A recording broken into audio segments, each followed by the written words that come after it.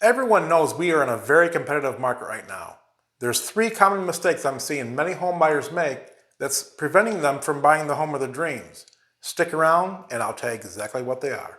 And Craig and Bonnie, this is for you. Roll the intro.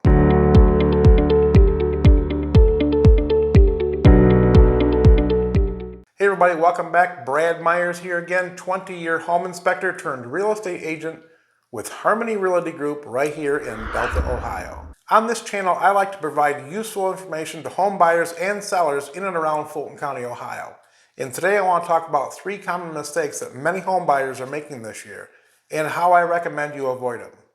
But before we get started, if you like this channel, please subscribe down below and tap on the bell so you're notified of my videos that come out every week. And give me a thumbs up so I know that the stuff that I'm putting out there, you guys actually enjoy.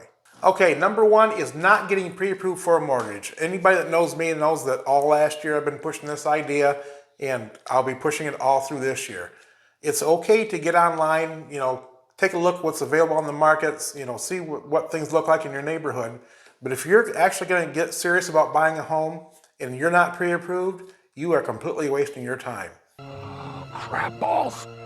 If you go out there and find a house that you actually fall in love with and you're not pre-approved, by the time you go to your bank and get pre-approved and come back and say, okay, I'm ready to buy, that house is gone. In this market, they do not last. You've got maybe a week. Okay, number two is not figuring out how much a buyer can comfortably afford in the form of a payment every month. You go out and get pre-approved and the bank's gonna say, yeah, we can loan you up to $300,000. Well, that doesn't mean you can comfortably afford the payment on a $300,000 home. What you need to do is you need to figure out, okay, based on my bills, my income, this is what I can comfortably afford every month in the form of a mortgage payment. Sit down and talk to your lender and let them know your comfortable payment range, and then base your mortgage off that number, not the other way around.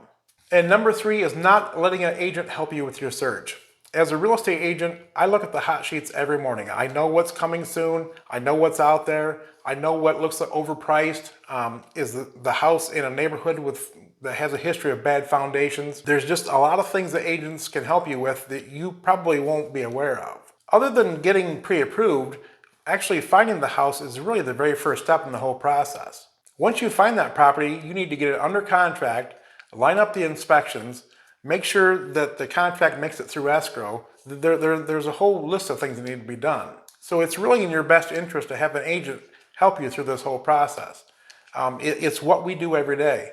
And the best part is, typically, it doesn't cost you a dime. Most agents and most contracts are paid by the seller, not by the buyer. So there you have it.